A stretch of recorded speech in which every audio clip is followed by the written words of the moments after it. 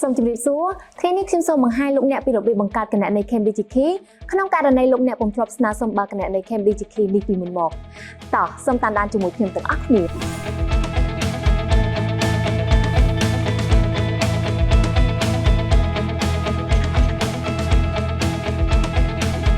ពីដំបូងសូមទាញយកកម្មវិធីទូរស័ព្ទដៃ Cambridge Key ពី App Store ឬ Google Play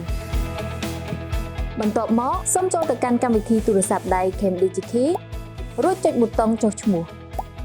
បញ្ចូលលេខទូរស័ព្ទរួចចុចប៊ូតុងផ្ញើ OTP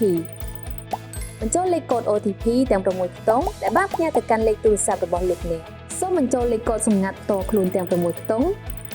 រួចចុចប៊ូតុងបន្ទាប់សូមចុចប៊ូតុងប្រើប្រាស់សារផ្ទៃមុខឬខ្យល់ដៃរួចសូមអានការណែនាំដែលបានបង្ហាញនៅលើអេក្រង់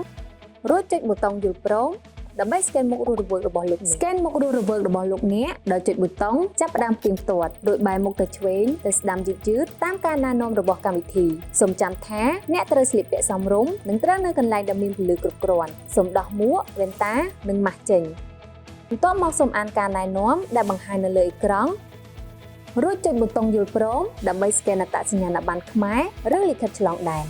សូម scan អត្តសញ្ញាណប័ណ្ណខ្មែរសម្រាប់ជនជាតិខ្មែរឬលិខិតឆ្លងដែនសម្រាប់ជនជាតិបរទេសនោះព័ត៌មានរបស់លោកអ្នកនឹងត្រូវបានទាញយកដោយស្វ័យប្រវត្តិសូមផ្ទៀងផ្ទាត់ព័ត៌មានរបស់លោកអ្នកឡើងវិញម្ដងទៀតនិងសូមកែសម្រួលក្នុងករណីការចាប់រកដោយស្វ័យប្រវត្តិមិនត្រូវជាមួយនឹងព័ត៌មាននៅលើអត្តសញ្ញាណប័ណ្ណរបស់លោកអ្នករួចសូមចុចលើប្រអប់ធានាអាងព័ត៌មានដែលបានផ្ដល់ជូនគឺជាព័ត៌មានពិតប្រាកដនិងត្រឹមត្រូវរួចចុចបន្ទាប់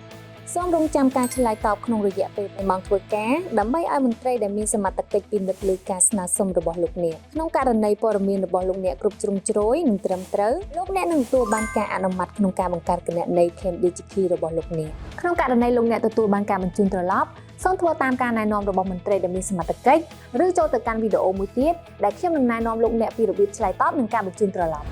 បើសិនបើលោកអ្នកធ្លាប់បានបង្កើតគណនី Cambridge Key បានជោគជ័យហើយសូមចុចប៊ូតុងគណនីមានស្រាប់រួចធ្វើតាមការណែនាំបន្ទាប់ពីបានបង្កើតគណនី Cambridge Key បានជោគជ័យហើយលោកអ្នកអាចចូលទៅកាន់សេវាសាធារណៈជាច្រើនរបស់រាជរដ្ឋាភិបាលយ៉ាងងាយស្រួលរហ័សនិងសុវត្ថិភាពបំផុត